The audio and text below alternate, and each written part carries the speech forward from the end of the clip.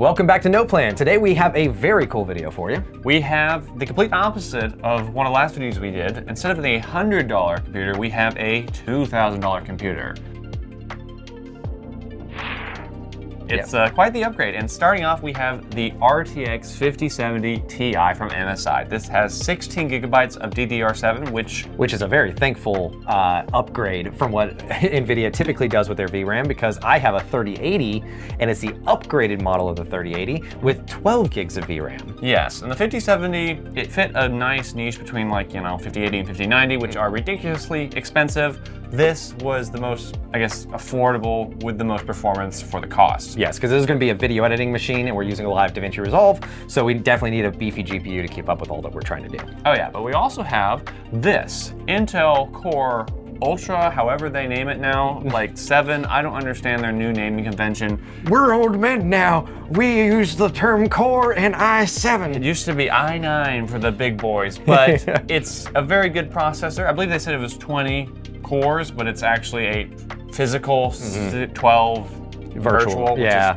kind of, I don't know. But it was sold as a 20 core. Don't know how I feel about that, but we have a Samsung M.2 SSD. Yep. And we've got 64 gigabytes of Corsair, and this is 6,000 megahertz. I had to double check that. But then we have an ASUS Prime motherboard. We have the Wi-Fi. It has Wi-Fi? Exactly. We've got a Thermalright cooler, air cooler. Mike's not a big fan of water cooling, unfortunately, and a Corsair power supply, but last but not least, a NZXT case with the panel on it. So yes, indeed. This is going to be a very fun build, so let's get started. Yeah, so starting off first, of course, we kind of want to get ourselves the case all put together. Well, actually, I would say motherboard. You want to piece together the motherboard first? Let's put the motherboard together first. A new motherboard case. It's been a while since I built a computer. And I did remember the last computer I built actually was about 5 years ago at my old job.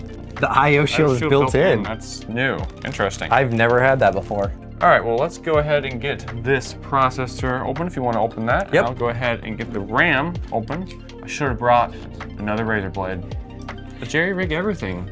Razor blade. With most of these nowadays, all you got to do. Or do you leave the plastic on there and it pops off? You leave the plastic on and it pops off. Interesting. It's down there. Ah, there we go. So we'll insert that there. I'm not used to this design. That's very odd, but here we go. Does AMD not? I know you've done more AMD builds than I have. I've never done an AMD build, actually. The last one I did not have that, if I recall. I was able to pop off, although maybe it was broken. Okay. A nice, crispy 1 terabyte. Do you want to add fans, I guess, probably after we install the cooler? Actually, I usually prefer to go ahead and put the fans on before the cooler goes on, which just to check. Well, I'll unwrap this one. This does not have pre-applied thermal pairs. Does it come with a little tube? Now this is the 1851 socket. Yes. So we'll have to find our mount for the 1851 socket, which it says it's supposed to be able to do. Nice. I believe those are our fans mounted. Now, one thing, of course, I just want to rough fit. We might have to raise up this fan on the end, or we might actually have to move this one because it's going to run directly into our RAM. We randomly accessed our memory with a vengeance. Perfect. Nice. Let's see, so the one thing is where this is going to mount. It actually looks like as long as I raise this fan up right here, it should fit. Okay, yeah, there we go. Okay, so that's correct there. Yeah, this is literally like the complete opposite of that $100 PC that we did the other day. So we want to use pretty much this whole tube, right? Yes, you want to make sure that it squeezes out on the outside because that helps keep the heat inside. Therefore, the aluminum pipes can cool it better. Right, so about a pea size, right about there. I always heard of rice, and then no, you smear it around with the rest of it. Yeah. Oh, okay. It's a little gooey. And it looks too far this way. Oh, I think I know what it is. I think we need to turn the brackets directions. Okay, let's do it real quickly. See, and we build computers all the time. And so if you make a mistake like we just did, we understand. Exactly. We're professionals. Yes. We admit our mistakes. Oh my gosh. Oh, shoot. I was really not wanting this to turn into a blooper reel kind of computer build. Oh, it was destined for it. I mean, it actually didn't touch it that much. Now you may have been wondering why we didn't go with like an AMD AM4 or AM5 build, and the reason is very simple. I had a very bad experience with AMD about 15 years ago, and I have not used it since. This may be a terrible reason why not to use it, and I'm aware of that. But you were like 2 years old when that happened to me, so be quiet. Okay, so that's in, that's hooked up. Nice. So that's pretty much everything we need to do with our motherboard right now. So let's go ahead and take this off the table. Yeah. And I'm gonna open up the power supply, and then we're gonna put it in our case. What has been the worst thing that you've had happen while building a computer? I'm actually not a big ASUS fan for a couple of reasons. One reason being I was building a computer and had ASUS motherboard. I got one off Amazon, didn't work. It was just nothing would happen. So I got another one.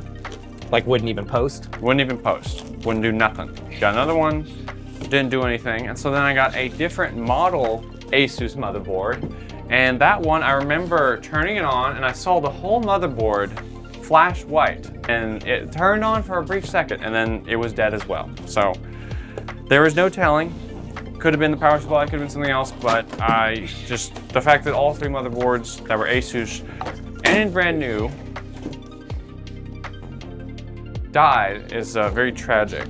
Hey Jack, did you order an H5 Flow?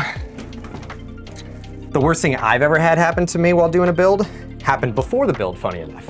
I ordered all my parts, I'm super excited, and I get my case in, and it was dented by shipping right in the top. Ooh. Of course, you're gonna guess what I had to do, send it back and all that, and you would be wrong. I said, I want my computer, so I still built it with the dent in there, and I took tape and put it over the gash, and I used that for about 10 years. No, 7 years. It's magnetic, but does it go straight? Oh, it just comes straight out. Never mind, never mind. So, okay, so this one already has the mounting points installed. That is nice. Any computer I've ever built, you had to get all the screws and put them in the right places, and hopefully you're okay. So the one thing is the GPU power supply. Does it take the weird 12 pin? Like this one right here? I actually don't remember. Something to figure out because it does have that weird 12 pin, but it also has a traditional 8 pin. I will find that out with my jerry-rig nothing knife. You have to flip it towards the camera and then do it again. Do it right here. Put it right here. Sorry. What are you doing? Sorry. You have to get the production value.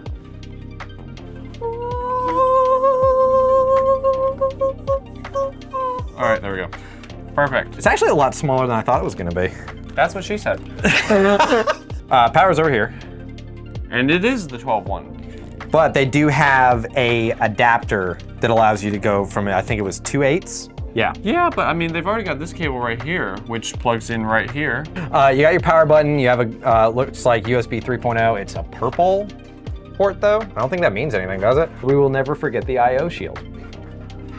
That is something that is nice, although there was nothing like that satisfying click of.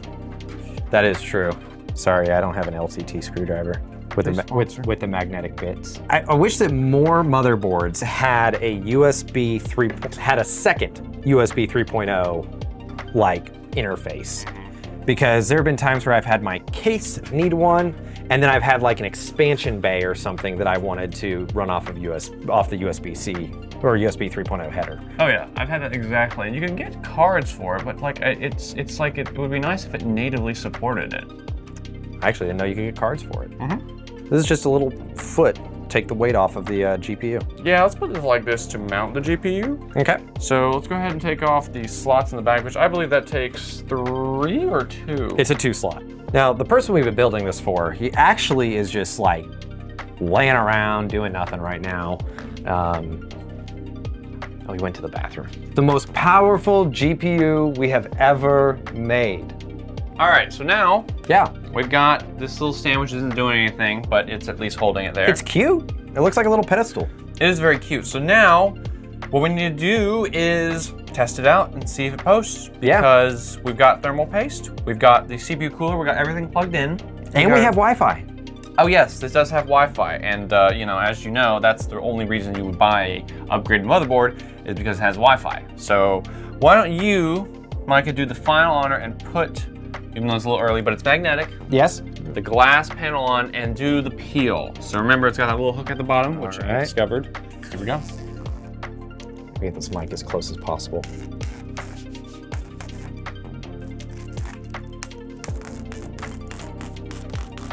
Not as graceful as I was hoping, but it started out great and then it just did not finish right. So with our power supply, I mean, well, actually I wanted to plug the monitor in and see, basically, but. Well, that's gonna need goo gone. Thank you, NZXT. Are you serious? Yeah, they put this little caution sticker on there. Wait. Caution, tempered glass. Tempered glass? And we're just caution glass. Oh, there we go, ASUS. Okay, so it's just not coming through the graphics card right now. Okay. Which might just remain the case until we get the drivers installed. We are using Rocky 10, actually. We're using the Rocky 10 KDE spin. So what we're currently running on all of our other machines is Rocky 9. This is newer hardware and they just came out with Rocky 10, so we definitely wanted to try Rocky 10. Hopefully it works with DaVinci Resolve. It's just such a new OS and I don't think Resolve has really done any releases that support Rocky 10 yet. There we go. Rocky. So we'll start our installation process on Rocky. All right, so here we are into the Plasma desktop, and the Rocky 10 just does look absolutely fantastic. Valve has been working so much on a lot of Linux improvements, especially with like the KDE desktop and driver support and things like that. Of course, there's a lot of other things. And fun story, you guys may not have seen this, but we thought that Linux had hit 5% market share. Well, according to the US government, their analytics are actually saying 6% market share now. So we're getting better. All right, so our installation destination. That is actually the title of my next rap song. We're going to go into our root account. We're going to enable the root account, and then we're going to give it a password. And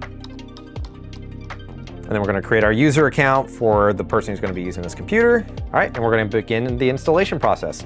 All right, so we are back. The installation has finished, so we're going to hit finish installation, and then we're going to do a reboot. So I'm not seeing any issues.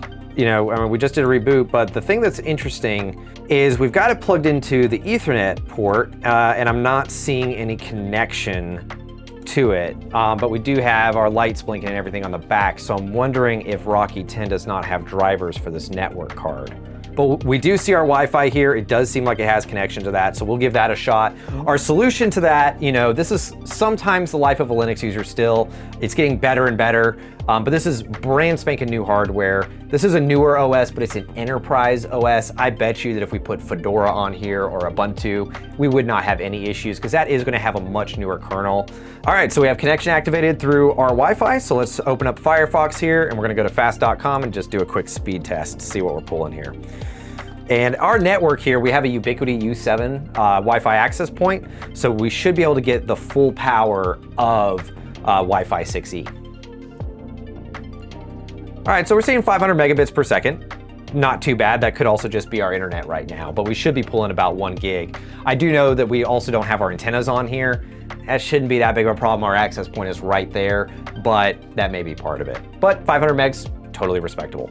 So what we'll do is, all right, we've already got an indicator for our updates. After any fresh Linux install, very first thing you wanna do is update. And I'm seeing a lot of firmware updates in here. So it's possible that when we do a reboot, we may actually even see network capabilities off of that card. Okay, so we're still seeing Wi-Fi and I'm not seeing the network connection. So a couple updates down the road, we'll probably get a firmware update or two, and we probably will see that network card get recognized.